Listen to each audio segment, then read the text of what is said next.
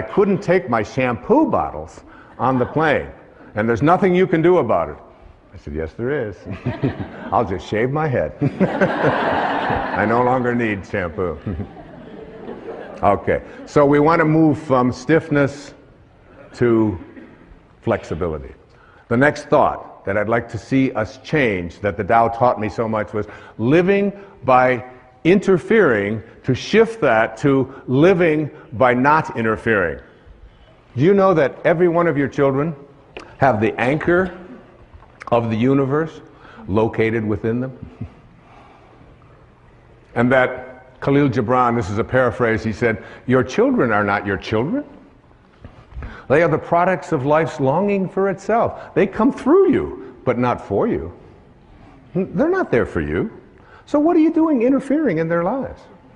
Now, I'm not talking about letting them play out in the traffic or play at the edge of a swimming pool if they don't know how to swim. I'm not talking about that. I'm talking about, I called this when I was working on this and living this and practicing this for that full year of 2006, the bite your tongue, zip your lip verses of the Tao.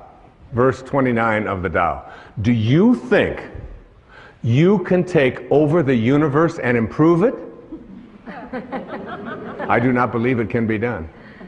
Everything under heaven is a sacred vessel and cannot be controlled. Trying to control leads to ruin. Trying to grasp, we lose. Allow your life to unfold naturally. Allow other people's lives to unfold naturally as well. We have parents, I see them a lot. They're called helicopter parents because they're always hovering. They're hovering over their kids and they're telling them what to do and what not to do. And my son came over from England, my son Shane, and he was going to get ready to go to college in America. And my wife said to me, so you're going to take him and show him about registration, right? I said, oh yeah, I'll be doing that. She said, well, make sure that you help him because he doesn't have any idea how to register at the school, this great big school with thousands of people. I said, yeah, and I do, right? I would know how to register kids at school, you know. And so Shane got in the car and I said, it's all going to be fine. It'll all be fine. And we drive over to the campus and I drop him off and I have my tennis racket in the back. And he said, where are you going? I said, well, I'm a prophet. I said, I get paid by the thought. And I have a tennis match, and then I have to walk on the beach so that I get paid by the thought. He said, but what about the registration? I said, well, the registration, I said, you'll do a lot like I did when I learned to register. He said, well, what do you mean? I said, you'll just go up to the people and say, where is registration? And they'll say, it's over there where all of those people are all lined up. Because I remember those days in a college of 40,000 students or so, finding out how to register. Tracy, did I take you to register, honey? No. So he said, you mean you just go? I said, yeah, you just go with it. I said, you want daddy to walk with you over and take you through graduate? You're 18 years old and you want daddy to register you? He said, oh, no, I wouldn't want that. So we got home at the end of the evening, when I got back home, and my wife had said to me, she said, did you help Shane at registration? Oh, I said, I gave him so much help. Probably the most help he ever had in his life. I taught him how to do things for himself. And so that I wouldn't have to be interfering and hovering over and figuring it all out for them. My children know that when their science project comes up, that I'm there for consultation, but I passed science. I got through that myself. And you'll be doing your own science project. If I can help you, I'll be happy to help you, but I'm not going to be getting the glue and figuring out how to make a time clock and all of that. I said, you know, just look at a clock. That's how you tell time for me, whatever it might be. And it's not an uncaring and it's not a callous attitude at all. It's an awareness that your children have the anchor of the universe located within them. That's what Lao Tzu said. Now, my dear friend, who I love so much, she's right here in the audience, Carrie, right there, Carrie Evans from Mali. She has two beautiful little daughters. And she asked me if I would watch them one afternoon when my grandson, Carter, was visiting. I said, I'd be happy to watch them. She said, but you don't understand. I mean, they're gonna do this and they're gonna do that. I said, you just go off, and she was studying for an exam. I said, you go study, do whatever you have to do. I can handle 3 little kids out at the swimming pool for 3 or 4 hours. I can handle that. So she went off, very nervous, gave me lists, told me what to do, what they might say, what they might not say. And then if she says, now if Kylie says this, you tell Kylie, and if Kamiley says it was Kylie, Kamiley, and Carter. All right? So they go out there, and right here, there's a little pool over here, a little swimming pool. And I watch them over in the swimming pool, and Kylie takes the water and splashes my grandson, Carter, and splashes Kamiley, and Kamiley comes over to me and runs over within 2 minutes. Says, Kylie splashed me. Well, of course, I'm working on the Tao. Non-interference. And I said, splashing, honey, is in the way of things. When you're near water, splashing will take place. She said, yeah, but she splashed me. I said, you'll probably work this out. This will all be fine.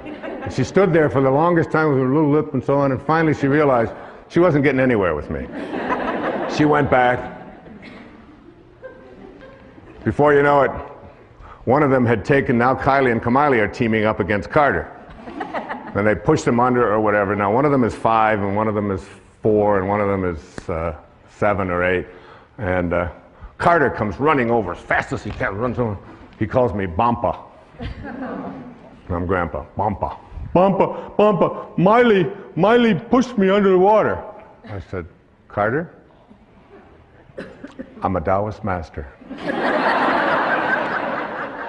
But Bampa, she pushed me. She put me under the water. I said, you'll just have to work this one out, Carter. I'm a Taoist master. This went on all for the first hour or so. But I noticed as I was less interfering and less interfering that they were working it out. They tried again after a few times. They'd come over and they wanted this and they wanted them pushed and wanted that. But each time when I let them know that I was watching and making sure they were safe, but I wasn't going to interfere. I wasn't going to resolve it. I wasn't going to settle their disputes for them.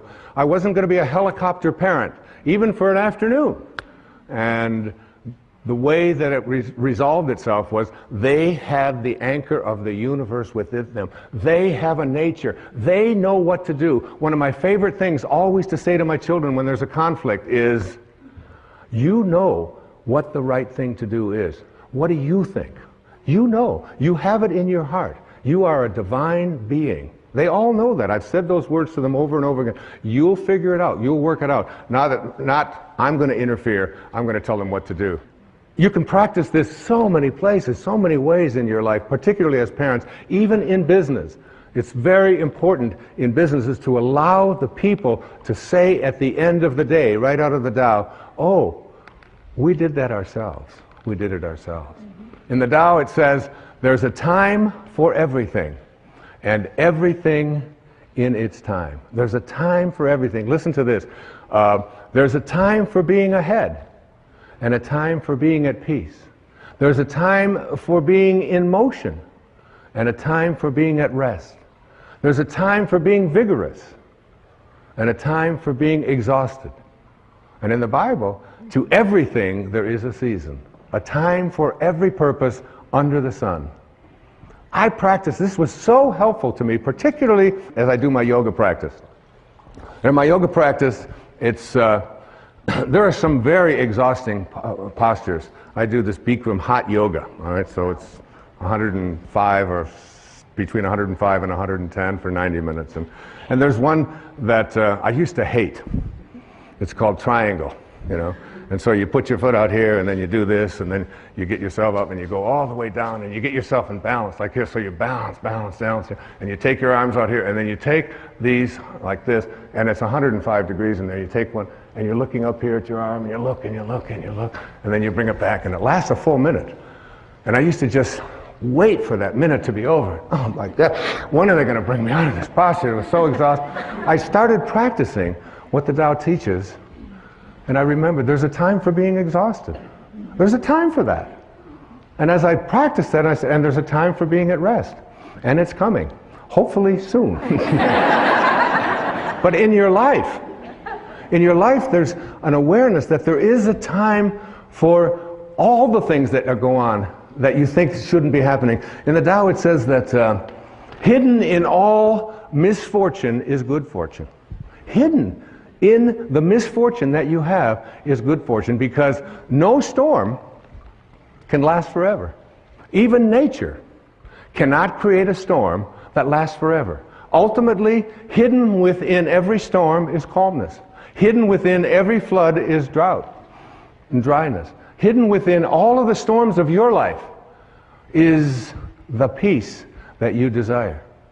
And it leans on you if you stop telling yourself and just let yourself go with it, to be at harmony with it, rather than trying. You can see why this is called the wisest book ever written, and we're just touching on it here, just touching on this. Lao Tzu was green before Al Gore. He was. This is verse 39 of the Tao Te Ching.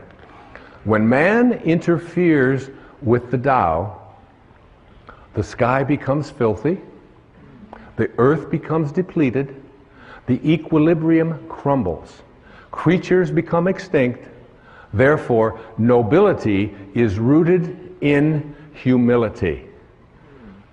Finally, I'd like to say to you, in understanding this idea of the Tao, is to take time yourself for being in nature. Take an hour a day. Every day of your life, take an hour a day, no matter how busy you are, no matter what scheduling that you have, to get out in nature. Walk barefoot on the grass.